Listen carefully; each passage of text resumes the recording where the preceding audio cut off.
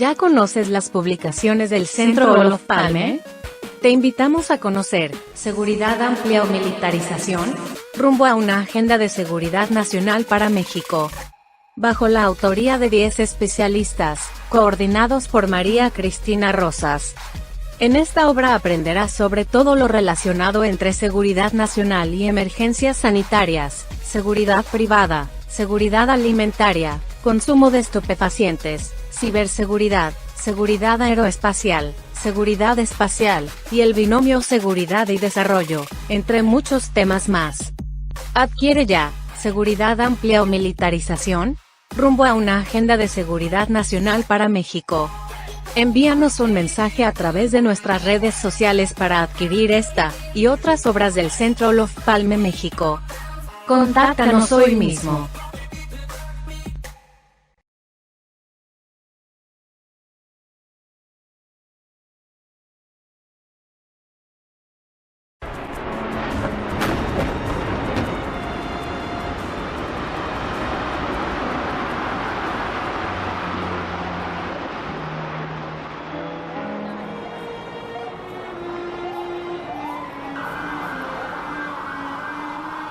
Estas imágenes muestran precisamente el momento del derrumbe de cada una de las torres.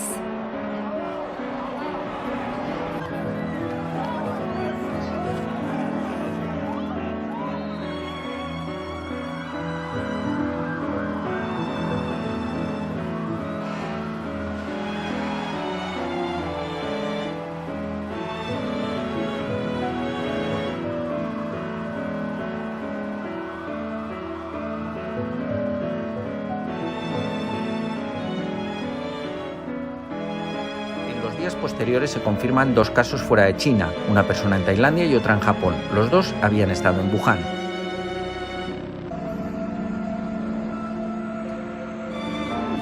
We have therefore made the assessment that COVID-19 can be characterized as a pandemic. Buenos días, soy Guillermo Mendoza, secretario general del Centro de Investigación, del Centro de Análisis de Investigación sobre Paz, Seguridad y Desarrollo Olof Palme, y les doy la más cordial bienvenida a una sesión más de la serie de webinars COVID-19 y la gestión de crisis en un mundo complejo a 20 años del 11 de septiembre. El día de hoy analizaremos el 11 de septiembre, 20 años después, el legado. Nos acompañan para esta sesión invitados de lujo, de los que me voy a permitir leer una breve semblanza curricular. En primer lugar, tendremos al maestro Gerardo Rodríguez Sánchez Lara, quien es profesor de tiempo completo del Departamento de Relaciones Internacionales y Ciencia Política de la Universidad de las Américas Puebla y coordinador académico del Centro de Estudios sobre Impunidad y Justicia de la misma institución. Es además coordinador de la maestría en Gobernanza Global en la UDLAB, en la Ciudad de México, y coordinador general de seminarios sobre seguridad nacional en México y regional de América del Norte en la UDLAB. Es integrante del colectivo de análisis de la seguridad con democracia, CACEDE, miembro de la sección sobre defensa, seguridad pública y democracia de la Latin American Studies Association, y es vicepresidente de la Asociación Mexicana de Estudios Internacionales, AMEI. Maestro en políticas públicas comparadas por la Flaxo México, cuenta con estudios de posgrado en Francia, en el Instituto de Altos Estudios de la Defensa Nacional, en Estados Unidos, en el US Institute of National Security, de la Universidad de Delaware, y en Alemania por la Konrad Adenauer Stiftung. Es internacionalista y diplomado en Seguridad Nacional por el ITAM. Ha impartido conferencias en el Woodrow Wilson Center en Washington, D.C., el Centro William J. Perry de Estudios Hemisféricos de la National Defense University en Estados Unidos y en la Universidad de la Defensa Nacional de Australia. Es profesor de la Maestría en Seguridad Nacional del Colegio de Defensa Nacional de México y profesor del curso sobre terrorismo del Centro de Estudios del Ejército y Fuerza Aérea de México desde hace 14 años. Su columna semanal, Cuarto de Guerra, se publica todos los lunes en el Heraldo de México y es además colaborador regular en otros medios en español e internacionales. Seguidamente nos acompañará el maestro Olivier Tirado, quien es desde 2004 coordinador académico del programa de Diplomado de Seguridad Nacional en México de la Universidad Iberoamericana. Es egresado de la Facultad de Derecho de la UNAM, maestro en Ciencia Política por la London School of Economics de la Universidad de Londres. Ha participado en cursos avanzados de planeación y administración de recursos para la defensa y de operaciones de paz y reconstrucción de instituciones en la National Defense University, así como sistemas de inteligencia en la Escuela de Graduados del Instituto Tecnológico de Monterrey. Ha sido conferencista en México, Estados Unidos, España, Centro y Sudamérica. Varios de sus trabajos han sido publicados como parte de libros y artículos en revistas especializadas, y entre 2008 y 2011 participó como investigador asociado del Royal United Service Institute for the Defense and Security Studies, con sede en Londres. Y para cerrar esta mesa de análisis, nos acompaña la doctora María Cristina Rosas, quien es profesora e investigadora de tiempo completo en la Facultad de Ciencias Políticas y Sociales de la UNAM, doctora en Relaciones Internacionales y en Estudios Latinoamericanos por la Facultad de Ciencias Políticas y Sociales de la UNAM, maestra en Paz y Resolución de Conflictos por la Universidad de Uppsala, Suecia, cuenta con diplomado en Epidemiología Analítica por la Facultad de Medicina de la UNAM. Es autora y editora de un centenar de libros sobre negociaciones comerciales internacionales, así como en tópicos relacionados con la seguridad nacional e internacional y la política global. Entre ellos, La seguridad extraviada, apuntes sobre la seguridad nacional de México en el siglo XXI, e Inteligencia para la seguridad, mitos y realidades, la experiencia de México. Ha sido miembro del panel de expertos de la Comisión Ambiental para América del Norte del Tratado de Libre Comercio de América del Norte y también miembro del Consejo Consultivo de la Agencia Espacial Mexicana. Actualmente preside el Centro de Análisis e Investigación sobre Paz, Seguridad y Desarrollo Olof Palme y ha sido ganador en 3 ocasiones del Premio de Investigación Económica Maestro Jesús Silva Herzog, otorgado por el Instituto de Investigaciones Económicas de la UNAM. Sin más, le cedo la palabra al maestro Rodríguez Sánchez Lara. Muchas gracias, Guillermo, y yo aprecio muchísimo la invitación del Centro Olof Palme, que se ha convertido en un referente en los estudios de seguridad nacional e internacional en México. Felicito muchísimo la labor del equipo que encabeza María Cristina Rosas desde hace muchos años, y gracias por la invitación. Vamos al grano. Me gustaría hablar de las consecuencias que ha tenido para México los atentados del 11 de septiembre y toda esta época que podemos llamar de la época o la era de la guerra contra el terrorismo en materia de seguridad internacional. Las etapas o las épocas históricas de la seguridad internacional pues, han tenido grandes momentos, ¿no? Probablemente el final de la Guerra Fría nos llevó a tener 11 años de una época, una década de la era de la posguerra fría, donde había mucha indefinición sobre cuáles eran las grandes amenazas a la seguridad internacional que habían sido opacadas por el probable conflicto nuclear bipolar entre la Unión Soviética y Estados Unidos. Yo sostengo que el 11 de septiembre cierra ese espacio de indefinición, de apertura, de explosión de la agenda de seguridad internacional, y Estados Unidos, con aliados en Occidente, redefinen cuál es la prioridad, y la prioridad se vuelve el terrorismo. La agenda contra el terrorismo se impone en el Consejo de Seguridad de Naciones Unidas, se crea el Comité contra Terrorismo de la ONU, por ejemplo, instituciones financieras internacionales como el GAFI, el Grupo de Acción Financiera Internacional, que es un apéndice del G7 y de la OCDE, establecen fuertes estándares para la prevención del financiamiento al terrorismo. Y los países en este sentido no se escapan de la presión de Estados Unidos y de la comunidad internacional. México, al ser vecino fronterizo de Estados Unidos, la principal potencia amenazada por el mundo, por los grupos terroristas, tiene una responsabilidad y es presionado también por Washington para que se comprometa en apoyar en esta protección indirecta a los Estados Unidos. La primera consecuencia directa que yo recuerdo pues es el cierre de las fronteras de manera unilateral por parte de Estados Unidos, de sus fronteras terrestres, aéreas y marítimas. Mexicanos quedaron atrapados en Estados Unidos por varias semanas que no pudieron regresar porque los los aeropuertos fueron cerrados y las fronteras terrestres también. Y lo mismo pasó para muchos estadounidenses que vivían en México que no podían regresar a su país de manera inmediata. Esto tuvo consecuencias de corto plazo inmediatas a la economía de la frontera, de los dos lados de la frontera. La segunda gran repercusión para México pues fue la creación de nuevas instituciones de seguridad nacional en Estados Unidos que redefinieron la agenda de cooperación con Estados Unidos. Se crea Homeland Security como un departamento que aglutina las agencias de protección del territorio terrestre y marítimo de los Estados Unidos y espacio aéreo también. Y en este sentido, la Secretaría de Gobernación se vuelve el canal de cooperación con Homeland Security y estas agencias.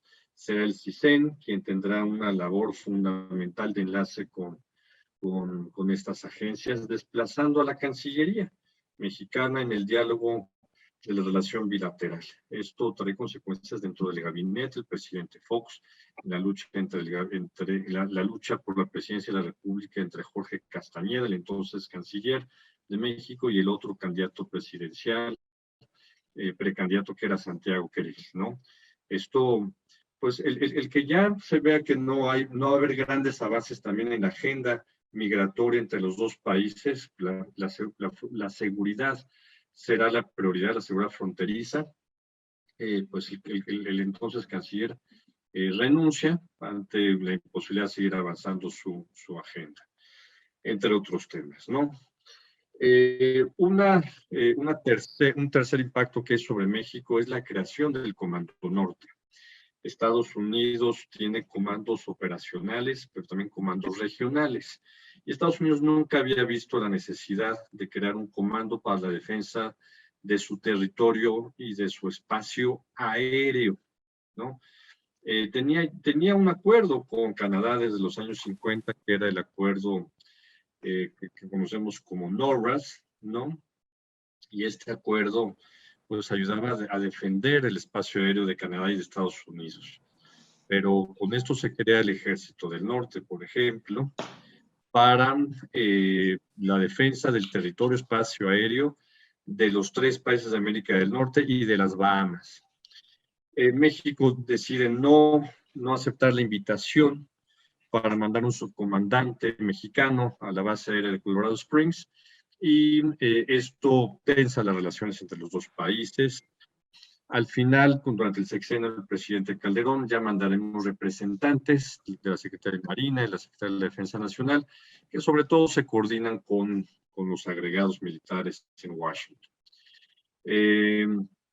Hoy hay buena coordinación, hay buena comunicación con el Comando Norte en caso de un posible ataque a la región de América del Norte.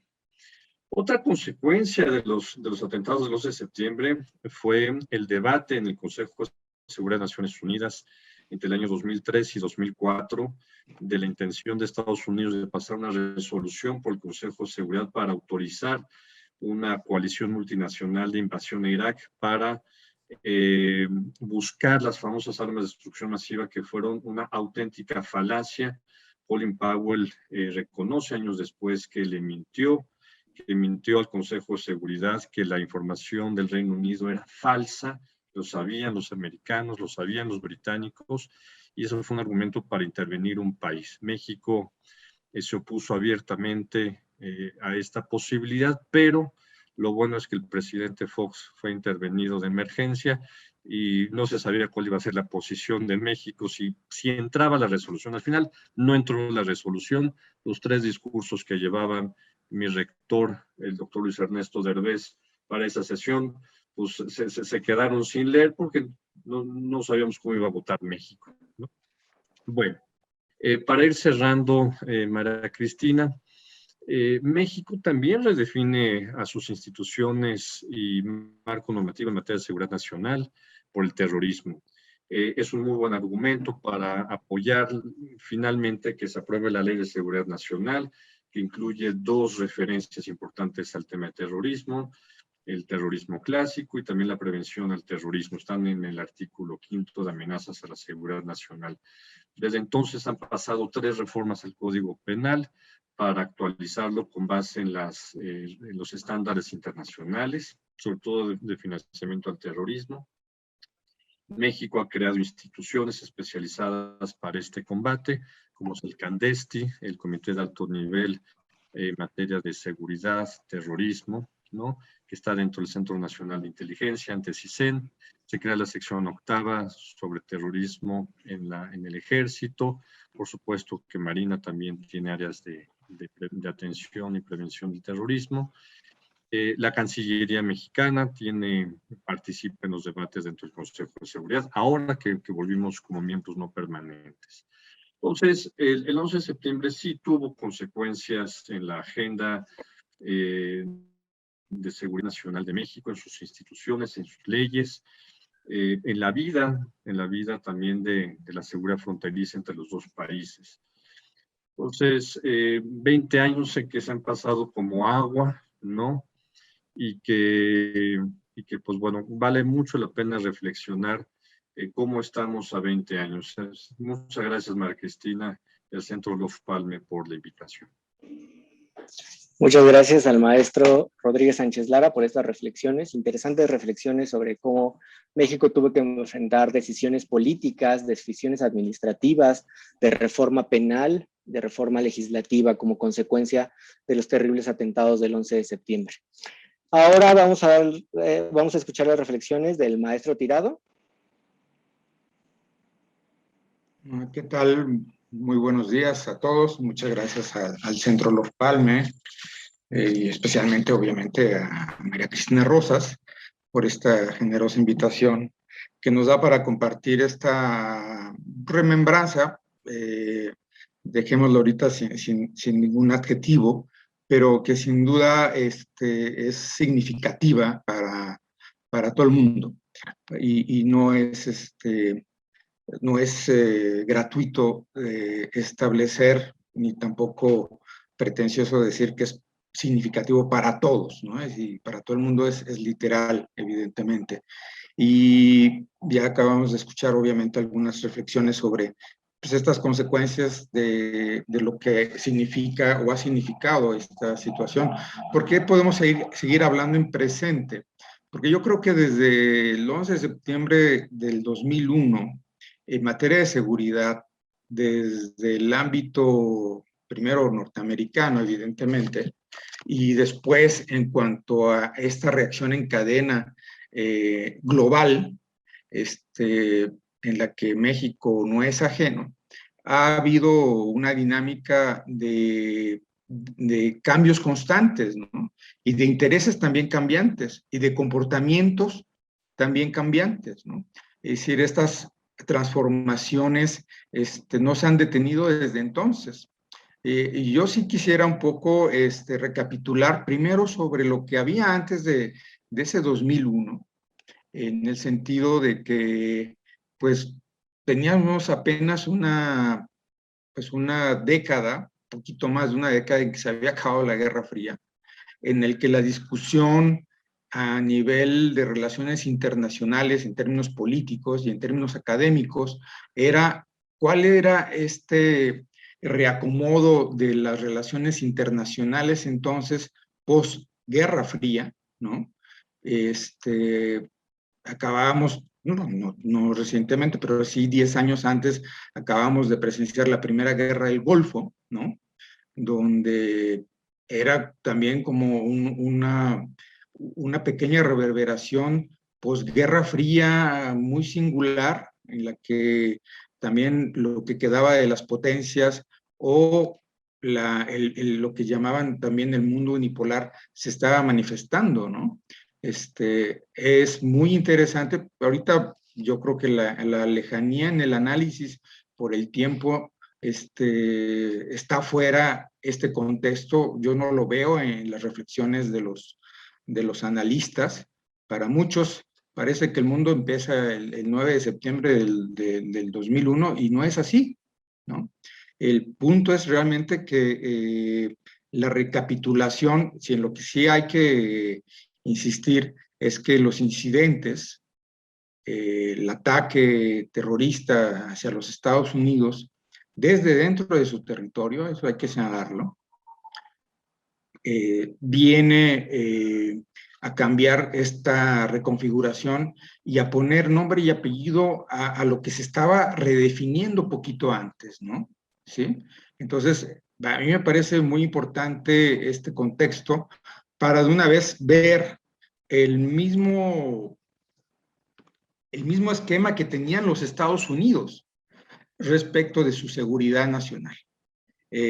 Para mí, el 9 de septiembre de ese año, respecto de Estados Unidos, ese fue el fin de su propia seguridad nacional. ¿Sí? Me explico. Estados Unidos, dentro de sus escenarios, contemplaba, además como poco probable, un ataque dentro de su propio territorio de carácter terrorista, ¿no? Ya es historia, obviamente, todo este esquema de los indicios, del papel de las agencias de seguridad, de que si se coordinaban o no, que si se comunicaban o no, que si tenían los pelos de la burra en la mano para poder predecir un ataque, como con estas implicaciones, ¿no? Pero aquí lo importante es precisamente que había un plan contraterrorista que sí contemplaba la hipótesis de la cual ellos fueron víctimas, ¿sí? Lo cual también nos llama la atención, y eso evidentemente se mira en los estudios de caso cuando se están hablando de las definiciones y las planeaciones contingentes, ¿no? En esta materia, ¿no? Este plan se llamaba el CONPLAN, donde estaba esta hipótesis del terrorismo, de un ataque en su propio territorio y que derivaba de decisiones directivas presidenciales, la 39 y la 62, ¿no? Y obviamente cuando uno revisa en detalle lo que ellos estaban pensando, incluso cómo podía ser no solamente la previsión, sino la contingencia de cómo responder, pues resulta que cuando se actualiza ese riesgo, cuando ya lo tienen, cuando están siendo atacados, pues el plan simplemente no funcionó. Esta recapitulación sobre lo que se prevé que puede pasar, pasa y no se responde como supuestamente están planeados, lo único que nos lleva es precisamente a una de las grandes lecciones que hay que decirlo, no hemos aprendido independientemente de que tengamos a nivel local, en el caso de México, o a nivel global, en el caso de la cooperación internacional, estos planes, ¿no? Y independientemente, y eso ya también es un hecho y está documentado, que a partir precisamente de rascar desde el Congreso sobre lo que pasó el 9/11, hablo desde el Congreso de Estados Unidos, pues evidentemente se deriva a esta gran reforma del Homeland Security, la coordinación entre agencias, esta nueva redefinición de la visión militar, ¿no? El Comando Norte, etcétera, etcétera, todo esto que varios de los analistas en mayor o menor medida han señalado en estos últimos días. Pero lo que a mí me llama la atención, o lo que me parece importante también traer a colación, es precisamente que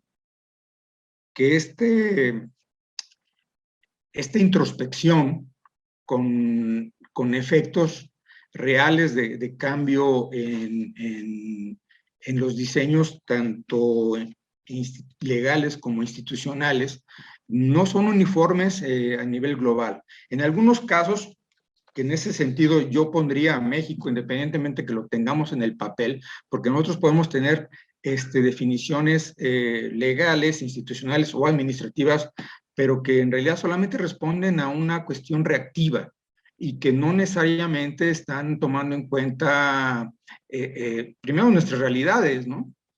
Hay que ser claros. El terrorismo para Estados Unidos está en su top 5 de la agenda de seguridad, ¿no? De preocupaciones. Pero para nosotros no está en el top 5. Debe estar dentro del top 15 a lo mejor, ¿no? Por ahí. Eso es bien importante porque evidentemente en aras de complacer una relación bilateral, pues entonces destinamos recursos, distraemos recursos de atención a un tema que pues nos puede traer una palomita con nuestro vecino del norte, pero en realidad nos está distrayendo recursos y atenciones para otras prioridades al interior, ¿no? Pues llamémosle huachicol, huachigás o lo que ustedes quieran. Yo obviamente estoy poniéndole una exageración a la ilustración para ponerlo en esa perspectiva, ¿no?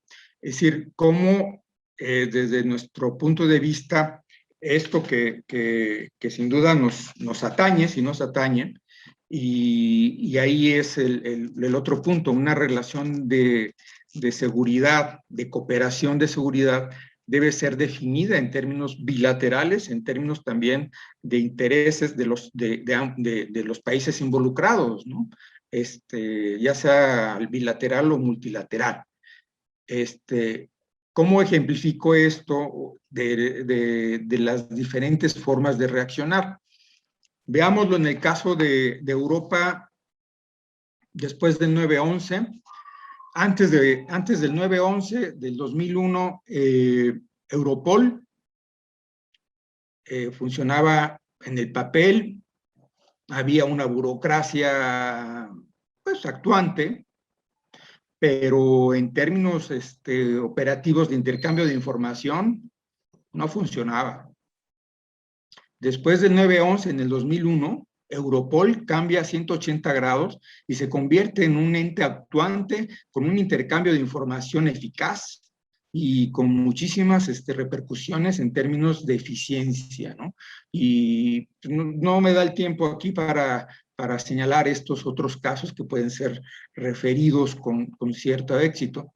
Poco podríamos decir en ese sentido en el hemisferio latinoamericano, ¿no? O a partir del componente Estados Unidos respecto de nosotros, ¿no? Nosotros no solamente México, estoy hablando de Latinoamérica. Entonces, ya de entrada ahí tenemos variaciones en cuanto a lo que son las implicaciones del 9/11, ¿no? Yo creo que vale la pena señalar que hay lecciones aprendidas, sí, y también hay mucho por hacer, ¿no? El otro nivel de reflexión que puede ser más personal es, hay cosas que se quedaron o que llegaron para quedarse, ¿no? Como estos tiempos de revisión y de anticipación para los vuelos internacionales, algunos a lo mejor innecesarios ya a la luz de los avances tecnológicos y de protocolos de seguridad que se han ido desarrollando en los últimos 20 años, que es toda una generación, y hay que recordar que en términos tecnológicos, estos avances ya no se miden como hace 50 años, cada 10 o cada 15 años. Estos avances se registran y transforman modos y conductas de comportamiento, ya sea institucional o social, pues de la noche a la mañana en menos en cuestión de meses o semanas, ¿no? Entonces, yo creo que es lo que deberíamos recapitular, porque hablando precisamente con los expertos de estos protocolos de atención, de logística, estoy hablando ahorita de la parte de aviación, pero de ahí podemos ir analizando otros aspectos más particulares que ya deberían haber cambiado, ¿no? Yo creo que esa es la parte que deberíamos ir recapitulando, y cuando menos, digo, yo lo dejaría aquí, independientemente de ver otros aspectos importantes de cómo el 9/11, en el caso de la relación bilateral, no solamente se refiere a cuestiones de impacto en los diversos las diversas iniciativas o acciones públicas de carácter bilateral o trilateral, en este caso con Canadá también. Recordemos el asunto de las fronteras seguras, las fronteras inteligentes, la visión hacia Centroamérica, todo esto, aunque no se haya señalado de profeso, tiene que ver precisamente con estas consecuencias de hace 20 años, ¿no? No sé, yo lo dejaría aquí, obviamente estamos a sus órdenes para cualquier reflexión adicional. Guillermo. Y muchas gracias al maestro Tirado por estas interesantes reflexiones, ¿no? Me quedo con un apunte bastante interesante sobre la planeación estratégica, ¿no? Y la planeación de escenarios. ¿De qué nos sirve toda esta planeación si en el momento de crisis esos escenarios no son ejecutados, de lo que nos hablaba el maestro Tirado? Les recuerdo a quienes nos están siguiendo en la transmisión a través de Zoom o a través de Facebook Live, que pueden hacer llegar sus preguntas a través del chat y nosotros las haremos llegar a los ponentes para la primera ronda de preguntas y respuestas. Vamos a escuchar ahora las reflexiones de la doctora Cristina Rosas, por favor. Muchas gracias. Buen día a todos. Gracias a los colegas, a Gerardo Rodríguez y a Erubiel Tirado por sus reflexiones. Yo quiero compartir algunas reflexiones, 20 reflexiones sobre los cambios que hemos visto en la escena mundial después del 11 de septiembre de 2001. Y bueno, yo quisiera, antes de eso, me gustó mucho el comentario de Erubiel, cuando decía que no hablamos de lo que pasó antes del 11 de septiembre. Bueno, hay otros 11 de septiembre, ¿no? El 11 de septiembre del 73, cuando Pinochet dio aquel golpe de Estado en Chile. O el 11 de septiembre de 2003, cuando Anna Lindh, la canciller de Suecia, fue asesinada a puñaladas cuando estaba comprando un vestido en el centro de Estocolmo. Son otros 11 de septiembre que son muy importantes, pero que pasan de largo porque parece que toda la atención se concentra cada vez que a Estados Unidos le duele algo, ¿no? Siempre hay esta omnipresencia de Estados Unidos en los análisis, pero quisiera tomar estos minutos también para recordar estos hechos que sin duda han sido de singular trascendencia para los países aludidos, pero también para el mundo. Sobre la presentación que también quise referir en un tono irónico de que 20 años no es nada, como dice un famoso tango, voy a referir 20 aspectos que me parecen importante traer a colación. Primero, la situación del terrorismo en el mundo. Evidentemente, el 11 de septiembre catapulta al terrorismo como la amenaza primigenia a la seguridad internacional, no porque hubiera nacido el terrorismo el 11 de septiembre, y eso pues ya lo refirieron los colegas. La diferencia entre el 11 de septiembre de 2001 y lo que hubo antes es que en 2001 el país atacado pues era el país dominante. Eso le invistió al tema de una enorme preponderancia en la agenda internacional.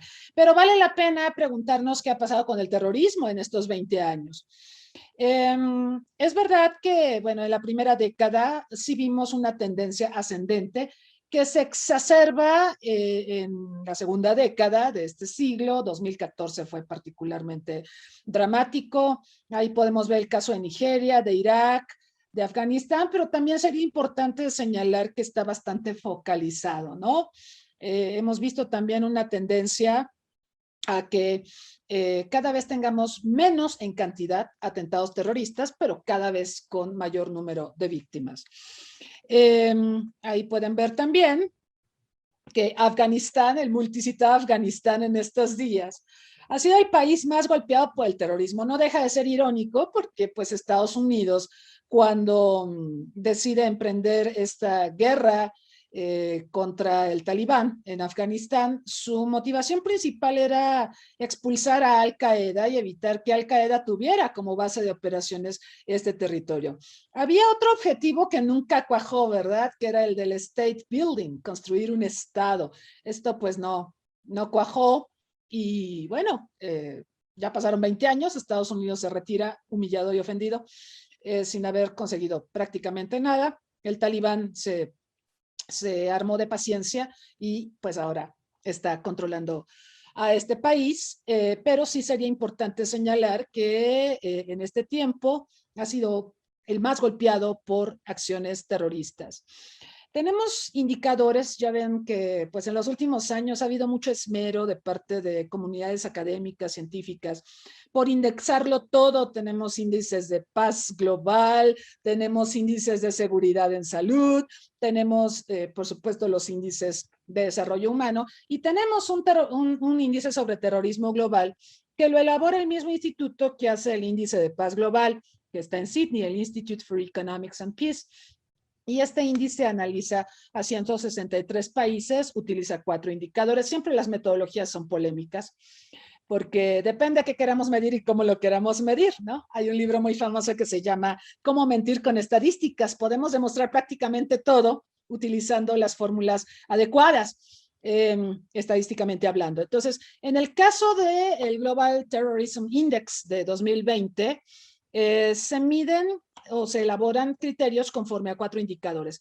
Número de incidentes terroristas por año en los pasados 5 años, número de víctimas fatales provocadas por año por ataques terroristas, número de heridos provocados por ataques terroristas y daño a propiedad. Este es un indicador importante, el daño a propiedad generado por ataques terroristas. Creo que también debería de medirse el impacto ambiental del terrorismo, pero bueno, las metodologías nunca son como debieran, siempre dejan cosas fuera.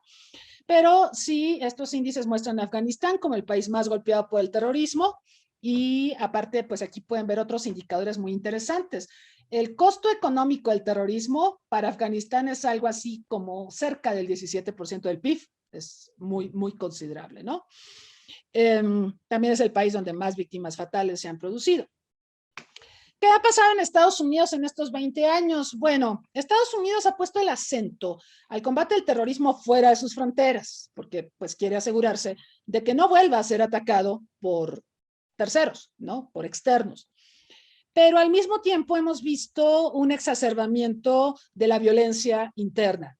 Y ha habido terrorismo interno también, y violencia. O sea, no toda la violencia que hay en Estados Unidos la podemos catalogar de terrorismo, pero sí hemos visto que se ha consolidado acciones, muertes, incidentes, tanto de corte terrorista como de violencia en general. Estados Unidos, además, podríamos decir que cada vez es más una sociedad polarizada y dividida, y esto naturalmente abona a los escenarios de violencia que estamos presenciando. El aspecto 4 que quiero mencionar es que, bueno, insistiendo en esto de que Estados Unidos parece candil de la calle y le ha dado más prioridad a combatir el terrorismo fuera de sus fronteras. La violencia interna en este país es 3 veces superior a la que se relaciona con el terrorismo en el país. Pareciera que hay un descuido de este tema, ¿no? Me da esa impresión. Si hay terrorismo, ahí pueden verle el pastel. El pastel dice que el 22% de tiroteos está relacionado con terrorismo, pero el 78% no. Entonces tenemos mucha violencia interna, pero el perfil, la atención, lo primigenio es atender al terrorismo. Entonces, eso fuera de sus fronteras y parece que también internamente se está, digamos, priorizando en detrimento de la otra violencia generada por razones diversas. Un punto adicional que yo quisiera poner en la mesa es el de los llamados lobos solitarios. Aquí vemos a 2 de ellos, al señor Breivik, Anders Breivik, noruego, que recordamos que en 2011 colocó explosivos en el Parlamento de Noruega, el país con más alto desarrollo humano. Esto llama profundamente la atención, ¿sí?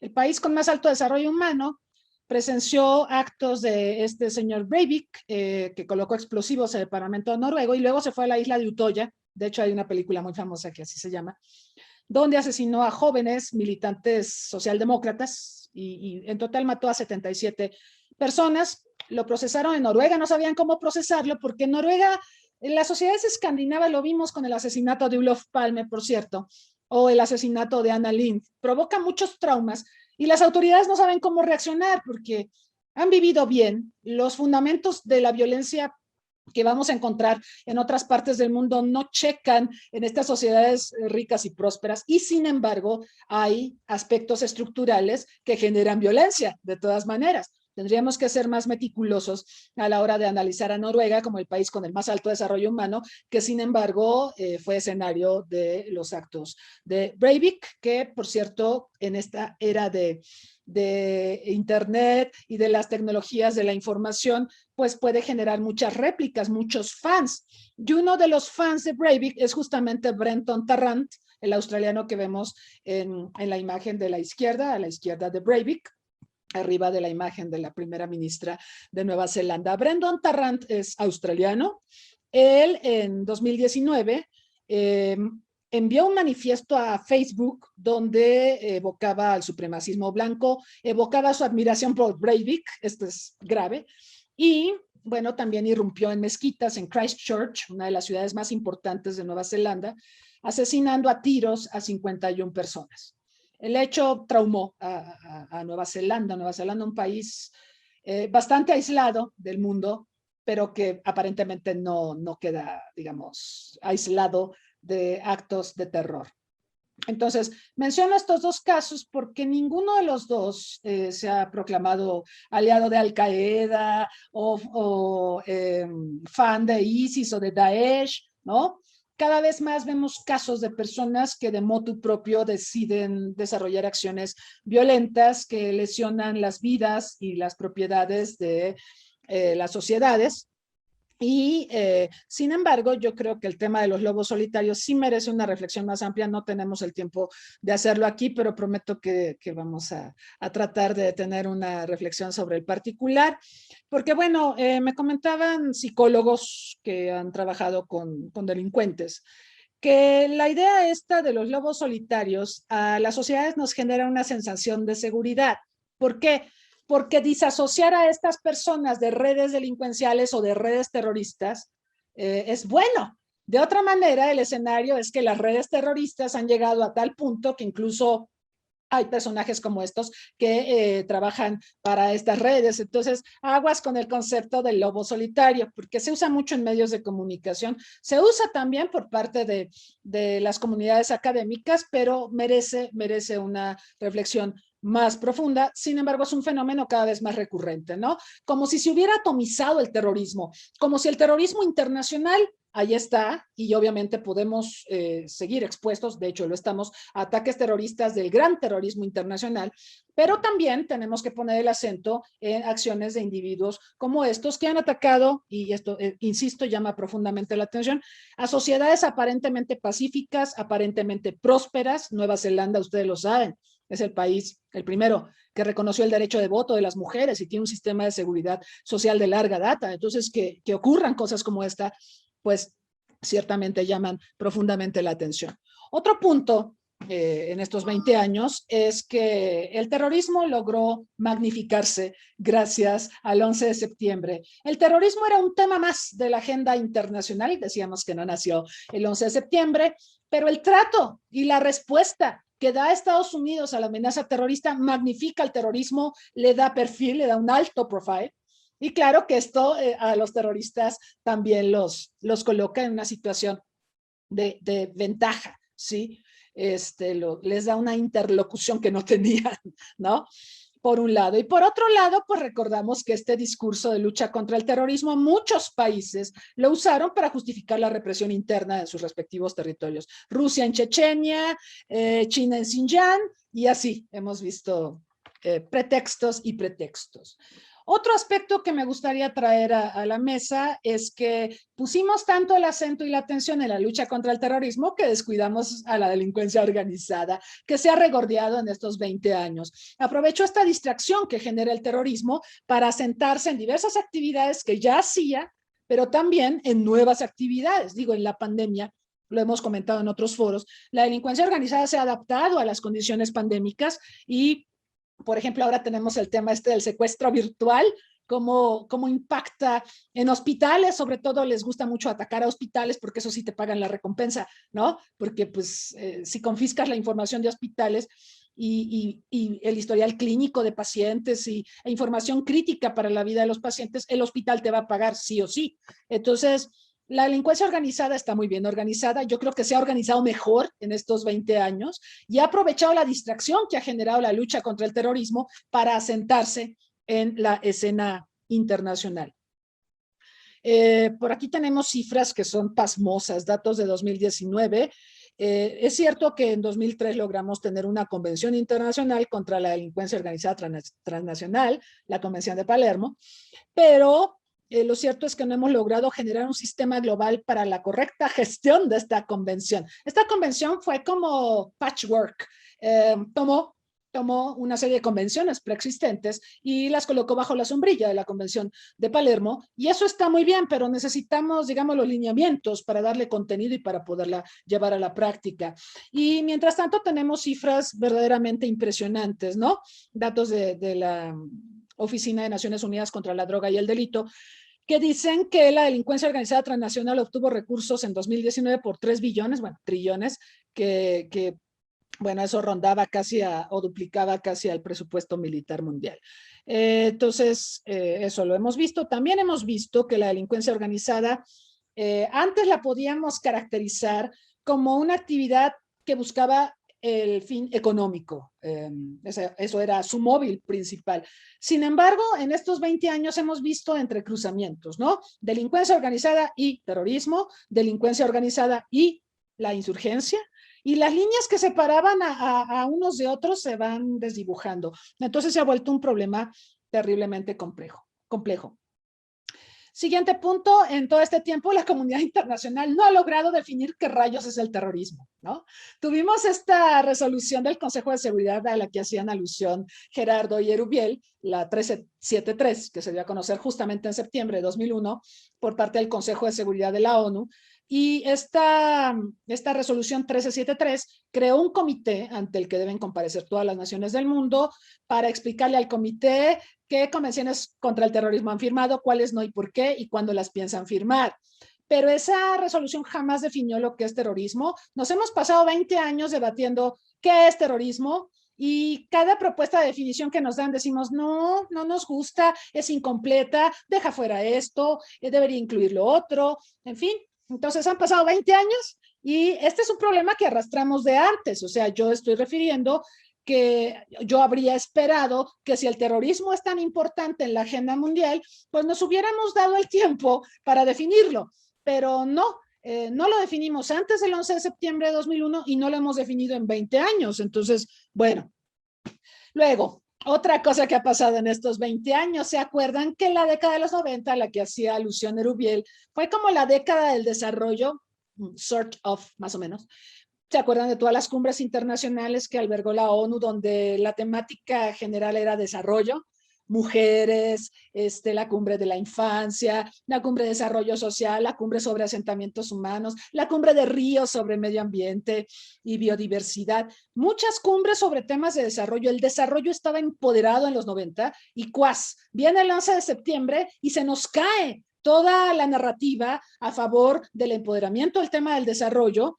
De hecho, tuvimos, previo al 11 de septiembre de 2001, el enunciamiento de estos objetivos de desarrollo del milenio, ¿se acuerdan?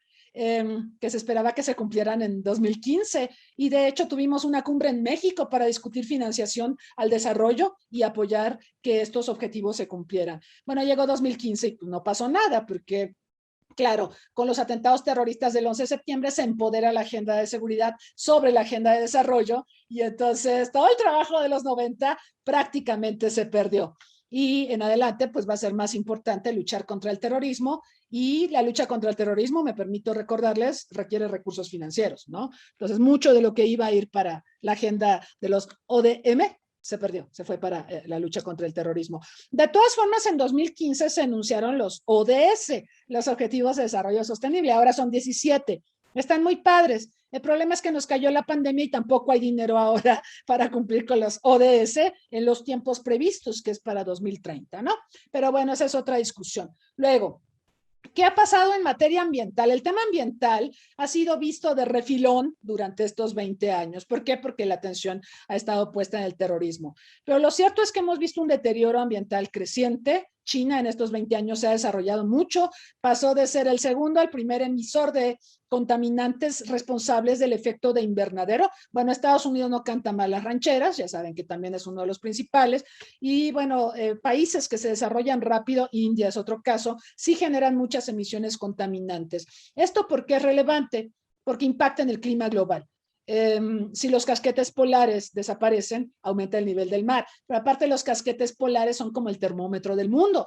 Entonces, por eso hemos visto, por ejemplo, fenómenos hidrometeorológicos muy agresivos, cada vez más recurrentes y cada vez más destructivos. Eso es lo que hemos visto en estos 20 años. Y quizá aquí sería importante señalar, bueno, los incendios forestales. Creo que todo el mundo ha visto las imágenes de Australia, de California, etcétera, toda la devastación y claro, esto directamente relacionado con el deterioro ambiental. Parece que como estamos mirando a terrorismo, no dejamos espacio para reflexionar sobre el impacto del calentamiento global en la biodiversidad y, por supuesto, en la estabilidad del planeta. Y bueno, rápidamente, el tema de epidemias y pandemias, no tengo que decirles, tampoco ha sido mirado con especial escrutinio en estos 20 años, a pesar de que tuvimos varios indicios de que algo así iba a pasar.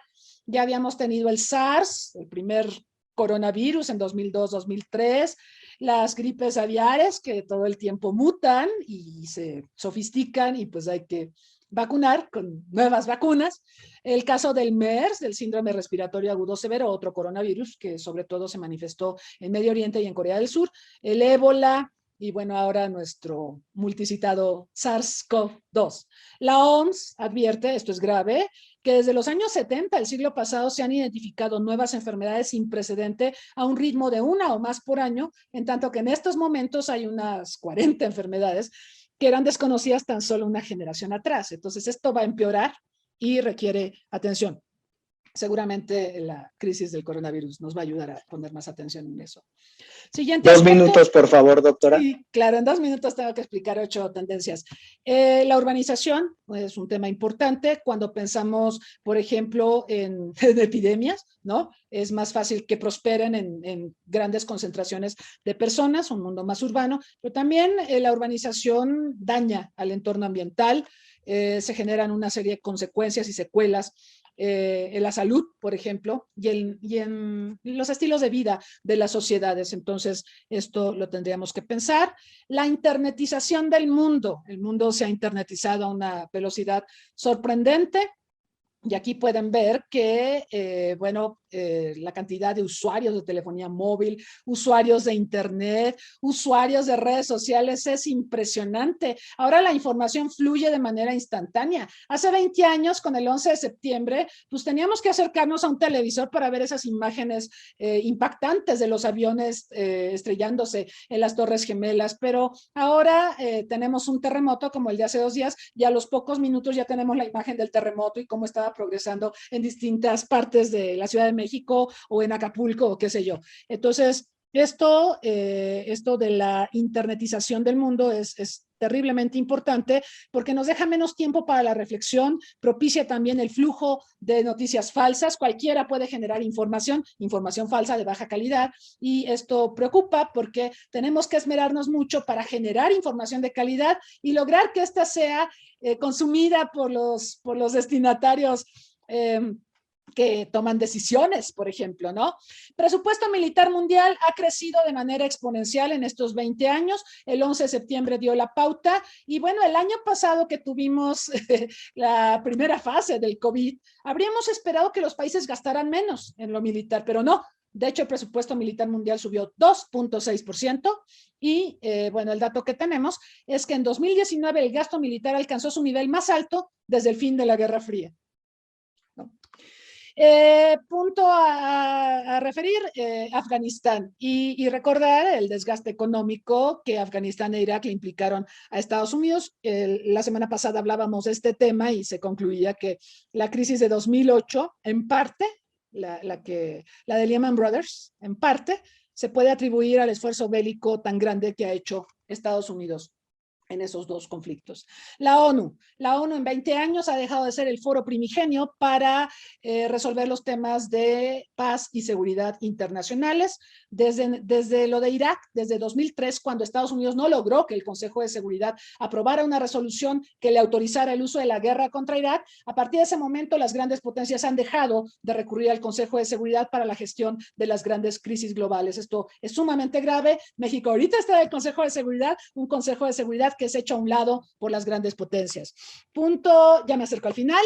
El tema de refugiados y desplazados se ha empeorado tremendamente en 20 años.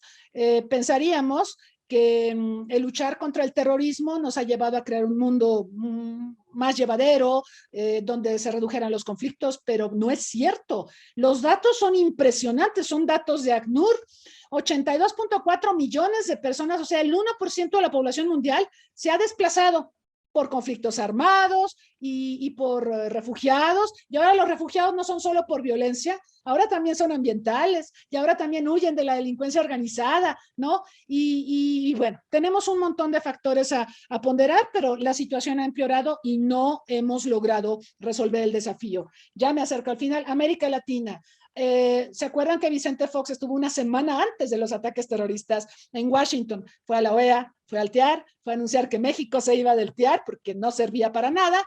En 2002 lo hizo efectivo. El tema es que cuando fueron los ataques terroristas contra Estados Unidos, Brasil nos jugó la mala pasada, invocó el artículo del TIAR que establece que si un miembro del TIAR es atacado, todo el TIAR debe unirse para repeler este ataque y solidarizarse con el atacado. Ahí nos hizo una mala pasada Brasil. Pero el hecho es que Estados Unidos aprovechó el 11 de septiembre para buscar que todos, lo que decía Erubiel hace un momento, adoptáramos al terrorismo como máxima amenaza a nuestra seguridad. Nosotros nos resistimos y participamos en la OEA en un ejercicio que culminó en la Conferencia Especial sobre Seguridad en México en 2003, de la que emana el concepto de seguridad multidimensional, que sí incorpora obviamente al terrorismo en primer lugar como gran amenaza, pero también incluye una lista de flagelos que nos preocupan mucho a las naciones latinoamericanas. Y bueno, el gobierno de Donald Trump, ya penúltimo aspecto y ya me callo. El penúltimo aspecto, el declive de la hegemonía de Estados Unidos. En 20 años hemos visto declinar la hegemonía de Estados Unidos. La gran pregunta es, ¿y quién ocupa su lugar o quién se perfila? Todos voltean a ver a China. La realidad es que es un proceso largo, es un proceso donde tendremos que ver qué tanta capacidad de readaptación tiene Estados Unidos. Nos ha mostrado en épocas previas que tiene una gran capacidad de reinventarse. Lo vimos en los 70 con la crisis de Bretton Woods, lo de Vietnam, y lo vimos en los 80. Entonces vamos a ver qué tanta capacidad tiene para reinventarse, pero sí se observa que ya parecería ser, Donald Trump ayudó mucho con todos sus errores, que Estados Unidos se encuentra en el arranque de una era post-imperial y esto es de suma importancia para el mundo. Finalmente la pregunta, y con esto me despido, ¿pasará lo mismo ahora con la pandemia del COVID-19 que pasó con el terrorismo hace 20 años? Es decir, el terrorismo se volvió preeminente y dejamos de mirar todo lo demás. ¿Pasará eso ahora? ¿Y qué consecuencias va a tener esto para el mundo? Yo creo que la gran lección del 11 de septiembre es mirar el contexto, no solo al árbol, mirar al bosque, porque de otra manera vamos a generar agendas que nos desgastan, que son muy caras, ya vieron todos los dineros que se han invertido en esto, y que no nos hacen sociedades ni más seguras ni más prósperas. Gracias. Muchas gracias a la doctora Rosas por estas reflexiones. Vamos a dar paso a una ronda de preguntas y respuestas en el mismo orden en el que presentaron los panelistas. Voy a permitirme leer algunas de las preguntas que han llegado. Rogelio Inguanzo, que espero estarlo pronunciando bien, pregunta, ¿por qué si observamos más ataques, dado que observamos más ataques terroristas, qué es lo que no está funcionando? Por otro lado, Linda Connie nos pregunta ¿qué podemos decir que los ataques del 11 de septiembre incentivaron el lugar de la seguridad en las agendas de discusión o solo lo fragmentó para colocar al terrorismo como la principal preocupación? Patti Mendiola pregunta ¿cómo evitar que los países puedan realizar invasiones y genocidios con el pretexto del terrorismo? Y también ¿por qué no se ha condenado o sancionado a Estados Unidos y aliados por invadir Irak si sus razones fueron una falacia? Adicionalmente, Ubaldo Quiroz nos plantea una analogía muy provocadora y dice, si el Real Madrid en un partido de fútbol hubiera recibido un gol donde prácticamente sus jugadores no mostraron una actitud para evitarlo, ¿no hubiera levantado muchas suspicacias? Me parece que así fue el 11 de septiembre. ¿Quiénes ganaron con los atentados del 11 de septiembre? Pregunta. También tenemos una pregunta de Iván Vega, quien reflexiona que ¿a quién le conviene la práctica terrorista y quién financia a esos grupos? Y finalmente, Linda Connie preguntas ¿qué podemos esperar en el futuro, ¿no? En términos de terrorismo? ¿Serán otras manifestaciones como el bioterrorismo la preocupación más alarmante o habrá nuevos tipos de terrorismo al alza como el ciberterrorismo? Bueno, para respetar el orden de las presentaciones, voy a darle la palabra al maestro Rodríguez Sánchez Lara, hasta por un lapso de 5 minutos, por favor. Gracias, Guillermo. Bueno, son muchas preguntas de doctorado, de maestría, para escribir libros completos. Déjenme tomar un par porque son muchas. ¿A quién le conviene la práctica terrorista y quién financia estos grupos? Bueno, ¿a quién le conviene el terrorismo es un método, ¿no? Que pueden utilizar diferentes grupos subnacionales para alcanzar sus objetivos políticos. Entonces, a ellos son los que les beneficia porque tomaron la decisión de que era la ruta más importante o una estrategia dentro de muchas para alcanzar su objetivo. Entonces, en su momento, por ejemplo, el Grupo de Liberación Nacional de Argelia lo utilizó para demostrarle al mundo que exigía la independencia de Francia en su momento, en los años 50. La ETA, el Ejército Republicano Irlandés, para poner atención sobre la necesidad de mayor autonomía, inclusive independencia, el caso del País Vasco, del ERI, para anexarse a Irlanda y quitarse el yugo del gobierno de su majestad, ¿no? Entonces, pues son las organizaciones quienes toman las decisiones que les benefician. Por supuesto que la guerra contra el terrorismo es una excusa para Estados Unidos para intervenir a Afganistán y a Irak. Claro que hubo grandes beneficiarios de estas guerras, son los contratistas americanos, el complejo industrial militar americano, ¿no? Ya suena Noam Chomsky, pero pues es cierto. El terrorismo lamentablemente ha tenido consecuencias muy graves para la sociedad global. Les pongo un ejemplo. Francia, los atentados de 2015 y 2016 tuvieron un impacto muy significativo contra su economía, que depende del turismo, ¿no? Mucha gente no quiere ir a un país como Francia, que tuvo 3 atentados terroristas de una magnitud muy importante contra Charlie Hebdo, satírico. También con el fatídico 13 de noviembre, la noche del 13 de noviembre, donde murieron más de 130 personas en el estadio de Saint-Denis, en las calles de París y en el estadio de Bataclan, perdón, en el centro de espectáculos de Bataclan, y en Niza, el año siguiente, el día de su celebración nacional, 14 de julio. Entonces, hay ganadores y hay perdedores, ¿no? La pregunta del Real Madrid, con la metáfora del Real Madrid, pues tengo que tomar el balón, bajarlo. Y miran, Estados Unidos hizo un trabajo de autorreflexión, de análisis de qué pasó el 11 de septiembre. El reporte del 11 de septiembre del Congreso de Estados Unidos es muy importante y es autorreflexivo y reconoció que la CIA y el FBI no cooperaron, no intercambiaron información entre sí, que conectaran los puntos para dar con el día, la hora y los objetivos que quería Al Qaeda para cometer un atentado en territorio de Estados Unidos. Entonces, tener información sí, pero dispersa. Y esto ocasionó una reforma fuerte en Estados Unidos. Se crea la Dirección de Inteligencia Nacional. Su primer director fue John Dimitri Negroponte, un personaje siniestro en la seguridad internacional, fue embajador en México, pero fue embajador de Estados Unidos en Honduras, y él encabezó el trasiego de armas hacia la contra nicaragüense, ¿no? Y ese pasado hay que recordar que tiene una vinculación con Afganistán, también dinero proveniente del narcotráfico en México y en Sudamérica, sirvió para la CIA para llevar dinero a los contras nicaragüenses, también para los contras en Irán y también para los afganos en algún momento. Entonces, para el talibán, para combatir la invasión soviética. Entonces, hay siempre ganadores, siempre perdedores. Las agencias de seguridad y de inteligencia nacional, por supuesto que están en el foco de atención cuando suceden estos atentados, pero también no vemos cuando tienen éxito. Ha habido muchos atentados que han sido prevenidos, por ejemplo, contra la vida del Papa Juan Pablo II en Manila, en Filipinas, en un viaje internacional.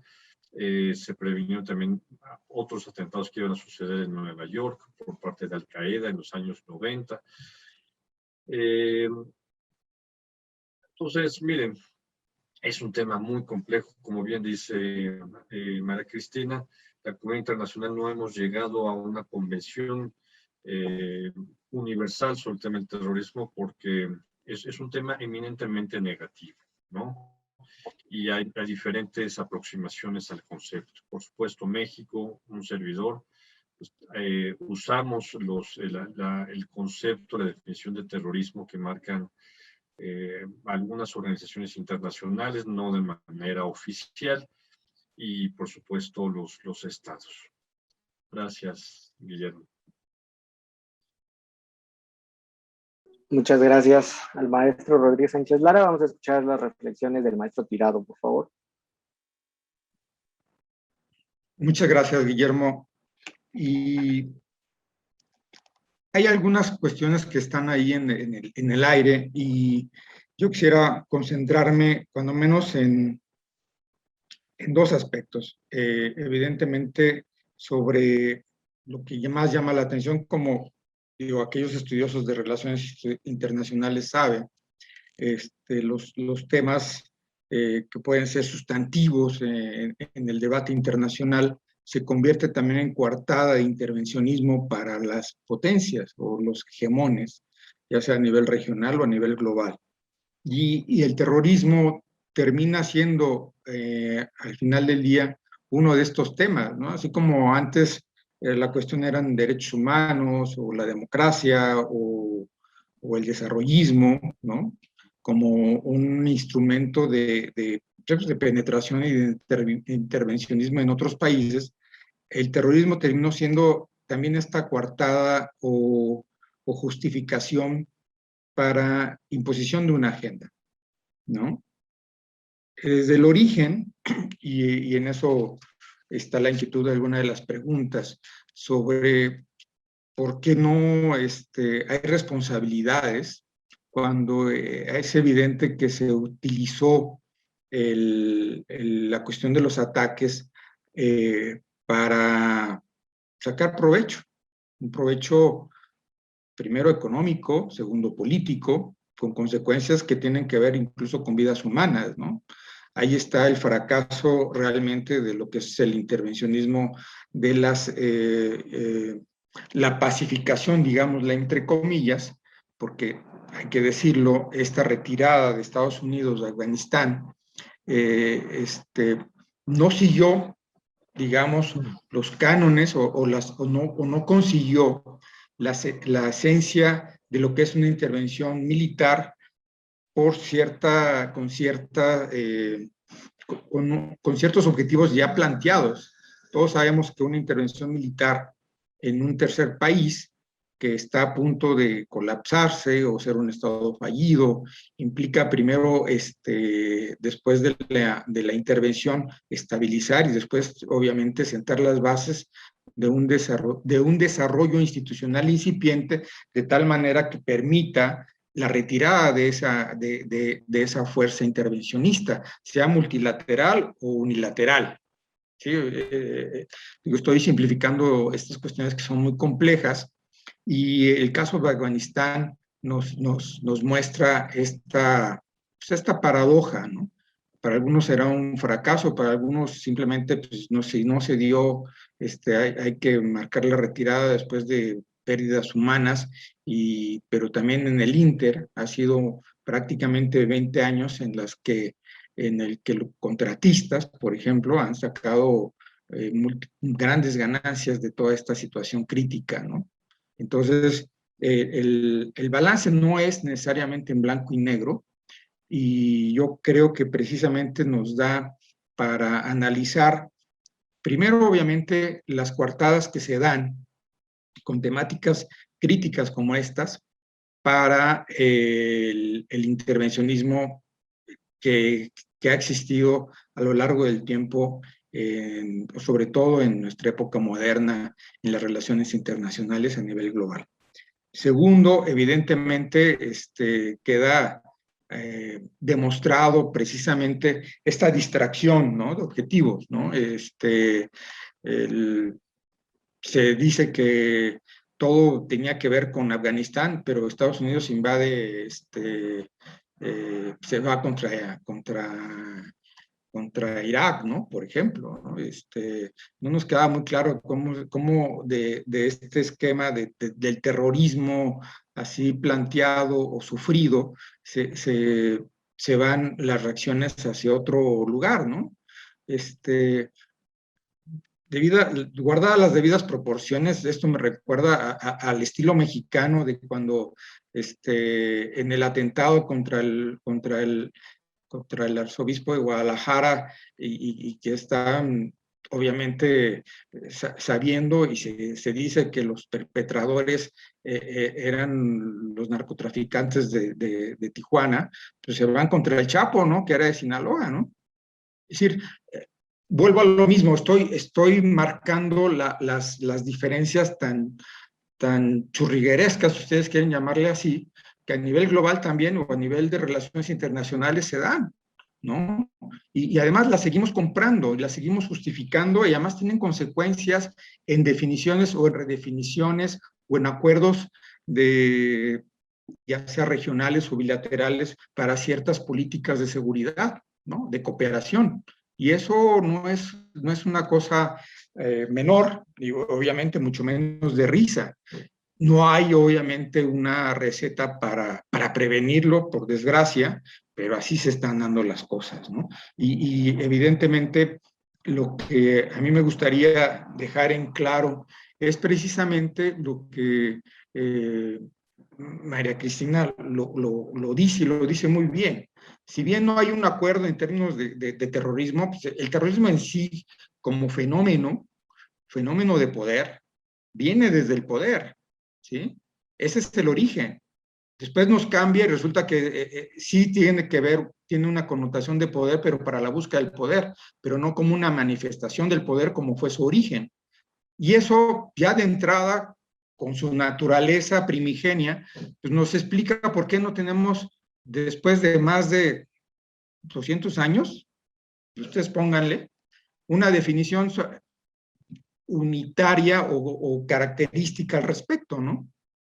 Entonces, ya por esa simple caracterización, nosotros ya tenemos un gran problema, ¿no?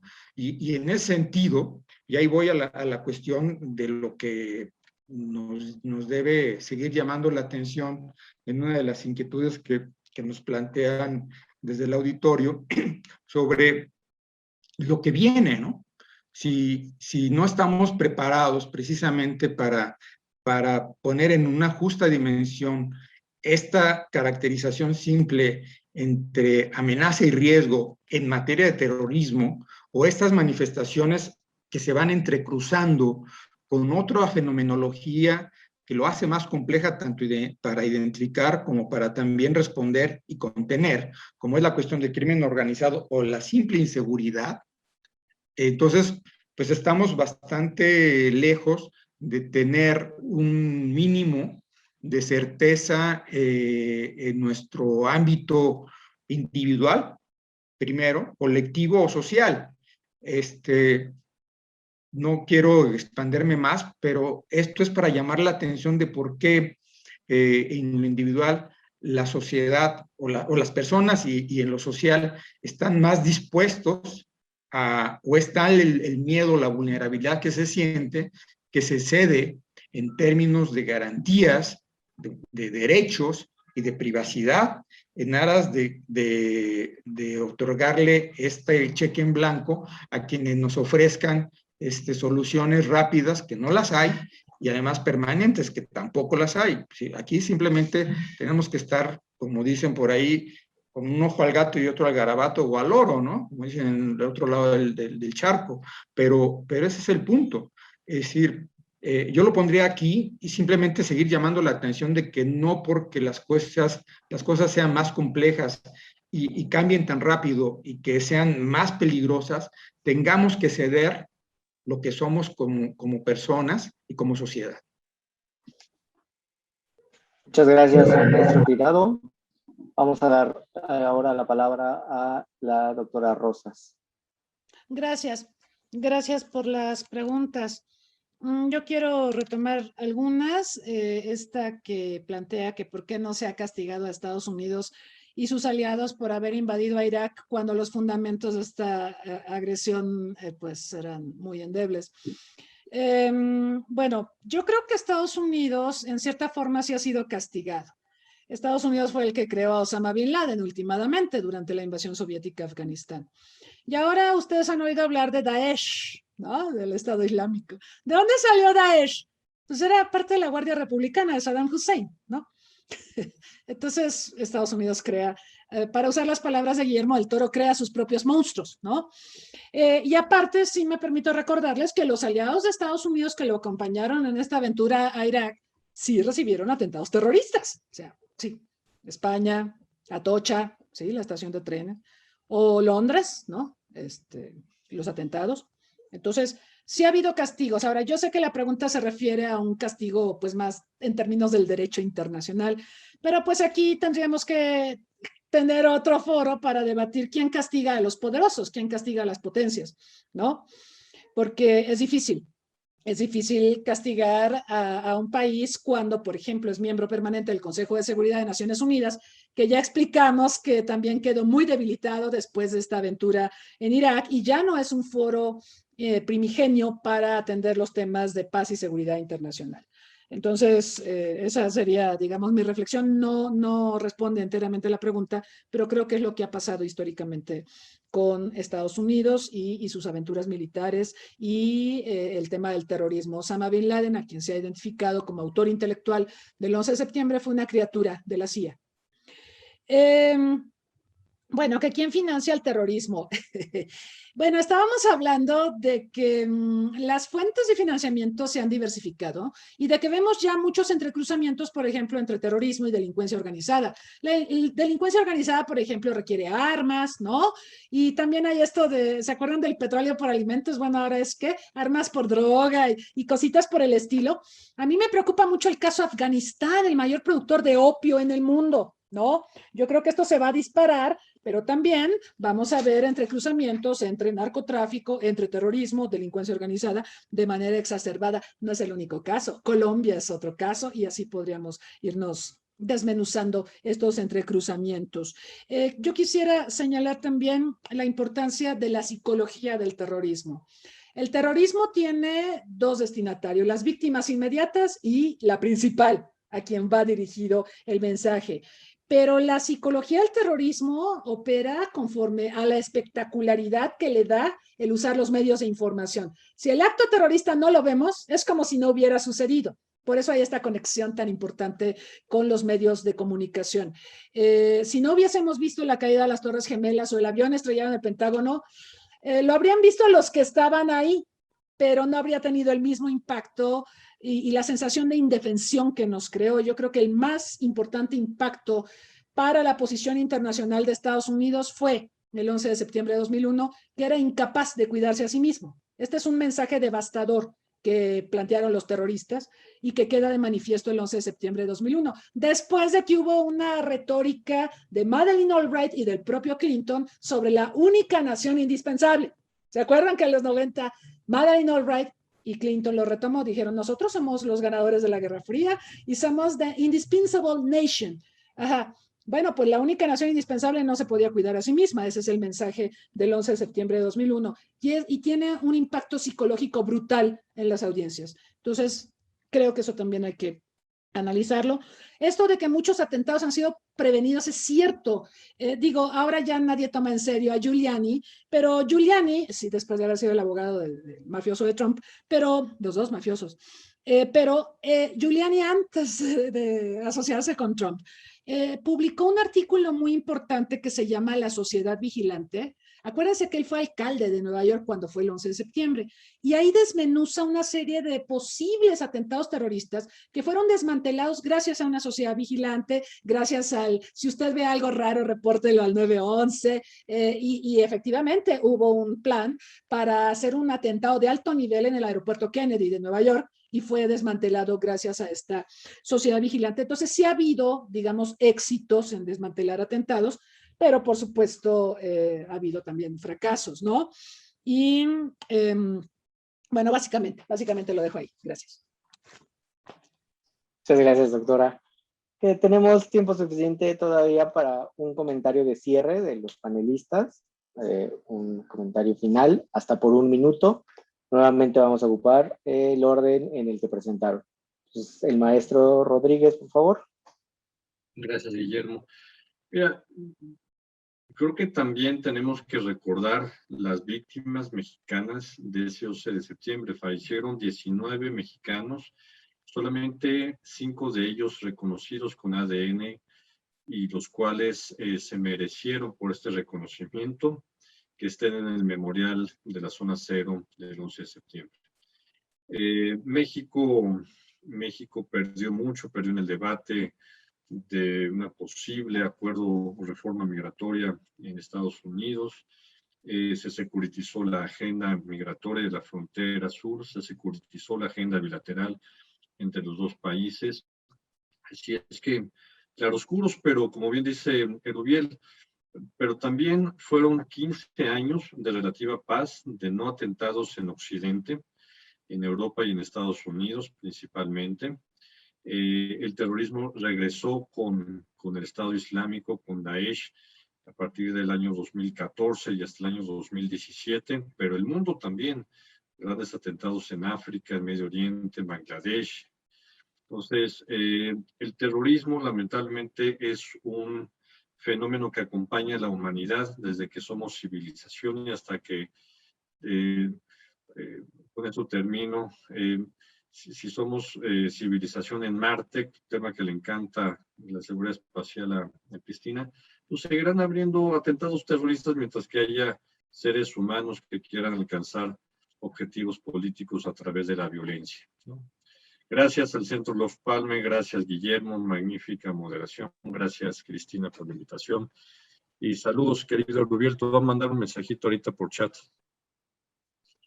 Muchas gracias al maestro Rodríguez. Vamos a escuchar la reflexión final del maestro Tirado, por favor.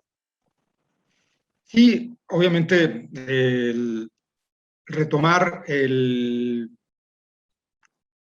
manera puntual sobre las consecuencias que trajeron los atentados y los ataques en contra de Estados Unidos hace 20 años, nos debe llevar a recapitular primero sobre cada una de estas cosas que de una manera, me parece, de lo más pedagógico y más pertinente nos hizo María Cristina en su presentación, recordar sobre lo que no está tan evidente y tan presente, ¿no? Y el otro punto es cómo nos está afectando a nosotros como personas esta situación, ¿no? Viajemos o no en avión, por un lado, o bien el hecho de que tengamos un aparato celular que puede ser intervenido sin que nos demos cuenta y que no haya consecuencias, ¿no? Y que todo esto sea en aras de la seguridad. Y el aras de la seguridad tiene un subtexto que tiene que ver con los ataques terroristas de hace 20 años, digámoslo así, porque así es, ¿no? Y que de alguna manera sí hemos hemos cedido, ya sea consciente o inconscientemente, nuestra identidad, nuestra seguridad, nuestra confidencialidad en esos términos, ¿no? Hasta para hacer un trámite comercial, ¿no? Y todo esto tiene que ver con lo que pasó hace 20 años. Y no estamos retomando ni siquiera mínimamente una manera de recuperar lo que éramos en términos de estas garantías que nosotros teníamos antes del 9/11 del 2001, ¿no?